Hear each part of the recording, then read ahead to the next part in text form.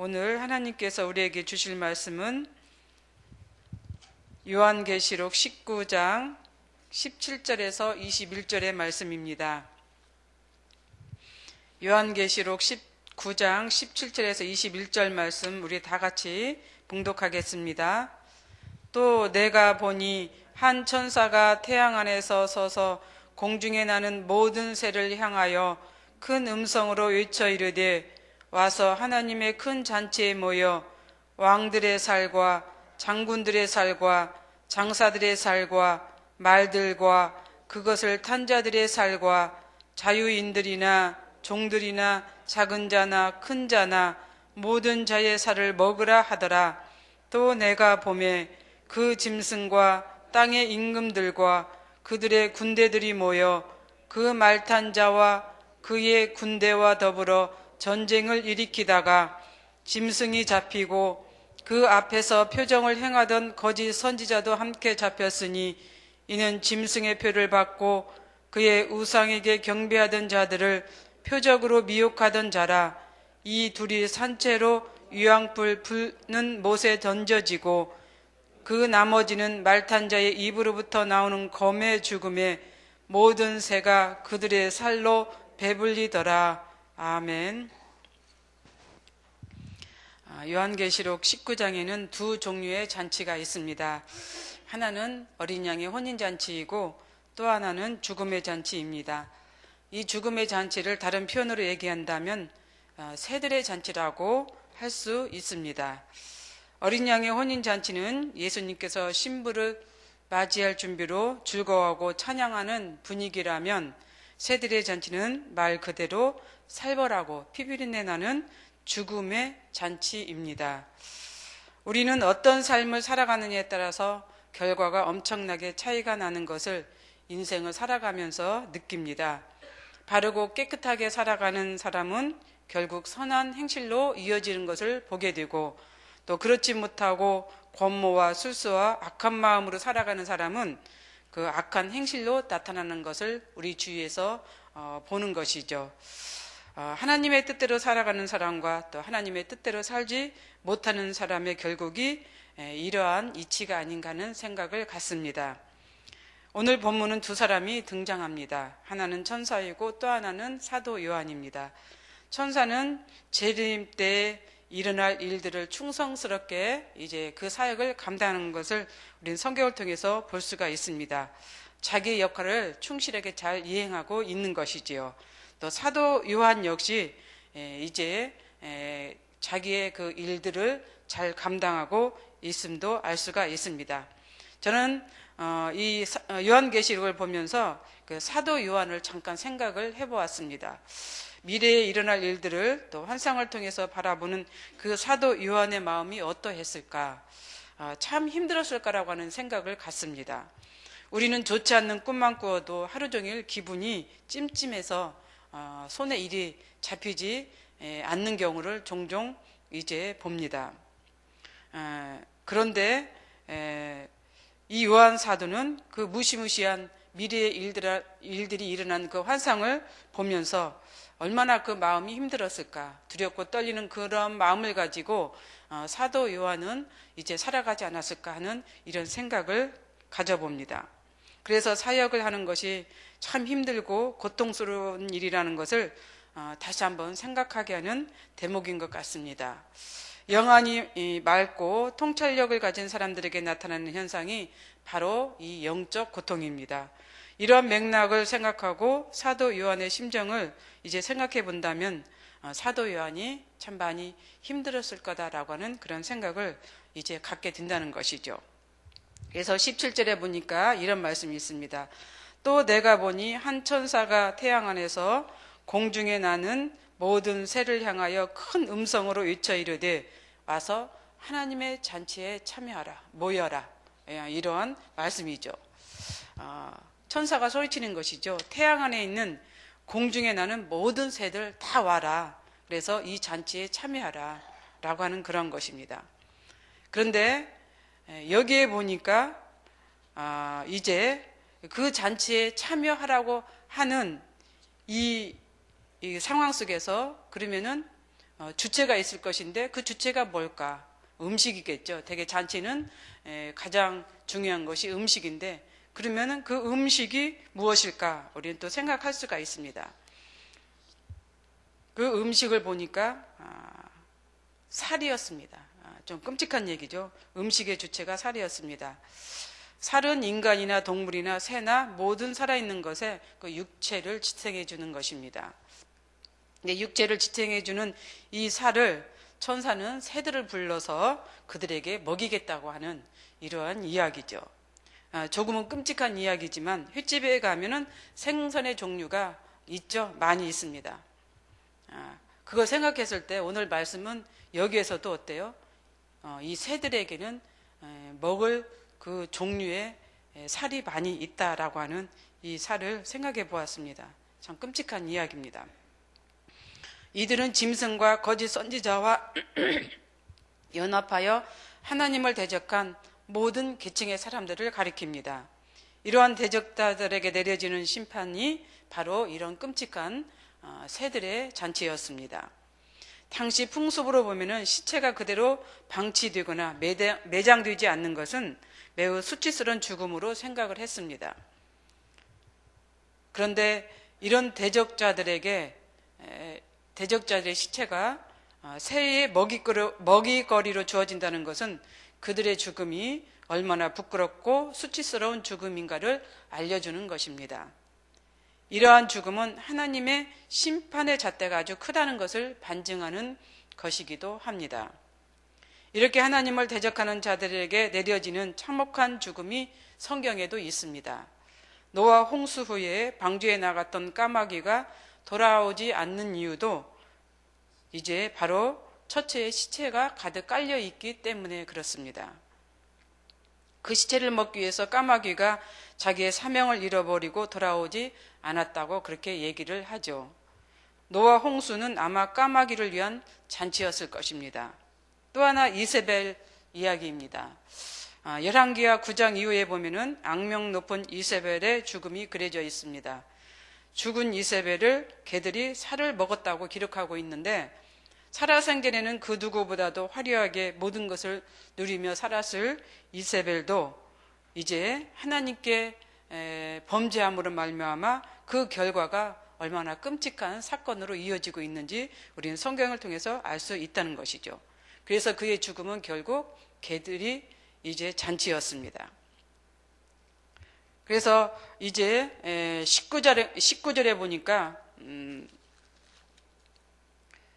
또 내가 봄에 그 짐승과 땅의 임금들과 그들의 군대들이 모여 그 말탄 자와 그의 군대와 더불어 전쟁을 일으키다가 이 말씀은 아주 유명한 말씀입니다. 우리가 잘 알고 있는 아마겟돈이라고 하는 전쟁입니다.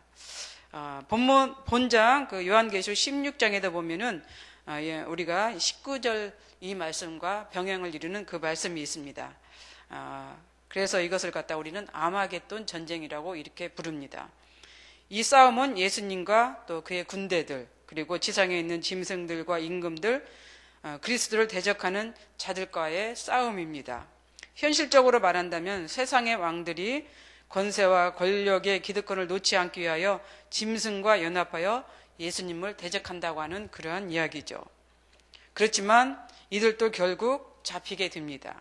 20절에 보니까 짐승이 잡히고 그 앞에서 표적을 행하던 거짓 선지자도 함께 잡혔으니 이는 짐승의 표를 받고 그의 우상에게 경배하던 자들을 표적으로 미혹하던 자라. 이 둘이 산채로 유황불 붙는 못에 던져졌다 라고 하는 것이 20절에 나와 있습니다. 짐승만 잡힌 것이 아니라 거짓 선지자도 함께 잡혔습니다. 근데 여기서 나오는 짐승은 누구일까? 계시록 12장에 보면은 큰 용, 곧 뱀이라고 하는 마귀 혹은 사탄이라고 하는 것이 하늘에서 미가엘과 또 천사들과 더불어 이제 싸움을 하게 되는데 이들을 대적하는 그 싸움을 하게 되는 것이죠.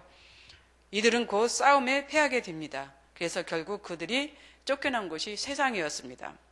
땅으로 내어 쫓긴 이 용은 남자를 해산한 여인을 박해합니다. 땅이 여인을 도와서 해치지 못하게 하자 용은 화가 났습니다. 그래서 분노해서 여자의 남은 자손, 곧 하나님의 계명을 지키며 또 예수의 증거를 가진 이제 자들을 이제 핍박하고 해하려고 이제 바다 모래 위에 섰다라고 이렇게 성경은 기록하고 있습니다. 그래서 이어서 13장에 보면은 분노한 용은 바닷가에서 두 짐승을 불러 올립니다. 하나는 바다에서 불러 올리고 또 하나는 땅에서 불러 올립니다. 바다에서 올라온 짐승은 사위를 타락시키는 사단의 활동이라고 한다면 땅에서 올라온 짐승은 기독교를 타락시키는 사단의 활동이라고 얘기를 합니다. 오늘 본문에서 얘기하는 짐승은 두 짐승 모두를 포함하고 있는 것 같습니다. 땅에서 올라온 짐승은 기독교를 타락시키고 바다에서 올라온 짐승은 사위를 타락시키는 것이 이 사단의 활동의 영역이었습니다. 그래서 20절에 보니까 짐승이 잡히고 그 앞에서 표적을 행하던 거짓 선지자도 함께 잡혔다. 이것이 이제 이런 것들을 반증해주는 증거라고 얘기합니다. 반증해주는 증거입니다. 엘리야가 갈멜산에서 바알을 숭배하던 자들과 이제 경합을 벌이죠. 제단 위에 불을 내리던 것을 연상한다면 아마 이들이 엘리야의 흉내를 냈다는 것을 우리가 상상할 수가 있습니다. 짐승과 거짓 선지자들이 이러한 방법을 사용하여서 사람들을 유혹하고 미혹했습니다. 그래서 그들을 이제 미혹된 길로 가도록 했던 것이죠. 그래서 그들은 어떻게 됐습니까? 짐승에게 표를 받아서 그 표를 가지고 그 이제 짐승의 부하, 수하로 이렇게 살게 된 것을 성경은 이제 말씀하고 있는 것이죠. 그래서 에뱀, 곧 용은 이제 자기의 모습을 감춥니다. 그 세력을 두 짐승에게 이양을 했기 때문입니다. 겉으로는 전혀 이제 용들이 용의 그 하는 행위들, 행동들, 그 세력들이 나타나지 않는 것 같지만 뒤로는 그 용의 세력이 계속해서 진행되어 가고 있는 것을 우리는 세상을 통해서 볼 수가 있습니다. 그래서 사회나 또 종교나 이렇게 일어난 그런 일들이 이 뒤에서 용의 이제 행하는 그러한 그 행동들이라고 우리는 생각할 수 있게 된다는 것이죠. 그런데 이들의 결말이 20절에 나타납니다. 그들은 살아있는 채로 유황불 붙는 못에 던져지게 되는 이제 결과를 맞습니다. 짐승과 거짓 선지자들은 살아있는 채로 곧바로 유황불에 던져져서 죽는다는 것이죠. 참으로 끔찍한 일입니다. 그런데 에뱀, 곧 용은 에뱀도 유황불에 던져서 이제 죽는다고 성경은 말씀하고 있죠. 짐승과 거짓 선지자들은 산채로 그 유황불에 던져지지만은 이 용은 언제 이제 유황불에 던져지냐면은 무정에 의해서 풀려난 다음에 천년 왕국이 끝난 다음에 이제 그때 유황불에 던져서 죽는다고 성경은 말씀하고 있습니다. 유황은 당시 사해와 같은 곳에서 흔히 발견됩니다. 그러나 성경에서 유황불은 악한 자들이 죽어서 가는 곳을 의미하고 있습니다. 하나님의 최후의 심판의 장소로 이제 얘기하고 있는 것이죠. 소돔과 고모라도 하나님께 불순종했을 때 그들이 받는 심판이 이 유황불이었습니다. 그리고 마지막 21절에 보니까 나머지 모든 사람들도 죽는다. 이렇게 기록하고 있죠. 나머지 사람들이라고 하면은 어떤 사람들일까? 이 나머지 사람들이라고 하는 것은 짐승과 거짓 선지자들과 연합하여 싸우다가 유황불 못에 던져지지 않는 사람들을 말합니다. 그 당시에 그때 죽지 않는 사람들을 말합니다. 이들은 어찌어찌해서 그 심판에서 살아남았습니다. 그런데 결국 예수님 말씀의 심판을 받게 되는 것이죠. 이제 그 21절에 보니까 말탄 자의 입으로부터 나오는 검의 죽음에, 말탄 자는 누구예요? 백마탄 예수 그리스도입니다. 예수님의 입에서 나오는 그 말씀의 검으로 이들은 죽는다는 것이죠. 그래서 결국은 이들은 뭐예요? 죽음의 모든 새가 그들의 살로 배불리더라. 새들의 먹잇거리가 된다고 하는 것을 여기서 말씀하고 있습니다. 다시 한번 새들의 잔치가 열리게 되는 것이죠. 이것이 그동안 우리가 말로만 듣던 아마겟돈 전쟁의 결말입니다. 아마겟돈 전쟁에서는 새들의 잔치가 열립니다. 죽음의 잔치가 열리게 되는 것이죠. 이 잔치로 인해 아마겟돈 전쟁은 사상 최대의 싸움으로 수많은 사람들이 살해되고 죽게 된다는 것이죠. 그래서 이곳은 최악의 살해의 장소가 됩니다. 이것이 아마겟돈 전쟁입니다. 믿음을 지키고 살아가는 우리 모두는 최후의 전쟁에서 희생되는 일이 일어나지 않아야 합니다. 그러기 전 먼저 제 이름의 예수 그리스도가 오실 때 우리는 그 자리에 참여하는 자가 되어야 됩니다. 이 새벽 우리는 성전에 나와서 예배드리며 말씀을 듣습니다. 신앙을 지켜 살아가고 있습니다. 반드시 우리는 재림의 예수님과 함께 참여하는 그런 자들이 될 줄로 믿습니다. 그러한 신앙을 지키며 살아가는 우리 모두가 되시기를 바랍니다. 기도하겠습니다. 사랑과 은혜가 풍성하신 하나님, 오늘 말씀을 통하여 말세에 일어나는 일들이 얼마나 끔찍한 일인지 다시 한번 생각을 하게 됩니다. 우리는 그런 새들의 잔치에 참여하지 않는 자가 되어야 합니다. 다시 한번 이런 마음을 갖습니다. 우리는 어린 양의 혼인잔치의 청함을 받는 자가 되어야 됩니다. 복된 자가 되어야 하는 것이지요. 아버지 하나님, 복된 자가 될 수 있도록 우리를 여기까지 인도해 주신 것 참으로 감사합니다. 그런 즐거운 잔치에 참여하는 자가 이제 되기 위해서도 앞으로도 우리의 이제 이 세상에 살면서 신앙을 지키며 살아가는 저희들이 되게 하여 주시옵소서. 오늘 하루도 하나님의 자녀로 살아가는 귀한 시간이 되게 하여 주시옵소서. 예수님의 이름으로 기도드리옵나이다. 아멘.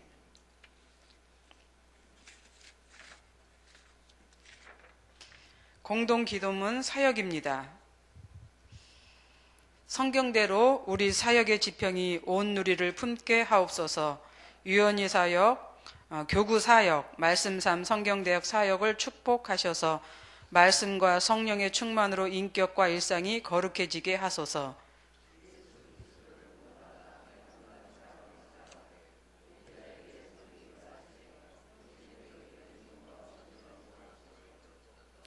한 사람을 사랑하고 세우는 일이 사역의 근원이 되게 하시고 하나님 나라에 헌신하는 작은 모임을 거룩한 영으로 채우시며 우리 사역의 사회 변동과 역사 흐름을 이끌어가게 하옵소서. 아멘. 주님이 가르쳐 주신 기도 드리겠습니다. 하늘에 계신 우리 아버지, 아버지의 이름을 거룩하게 하시며 아버지의 나라가 오게 하시며 아버지의 뜻이 하늘에서와 같이 땅에서도 이루어지게 하소서.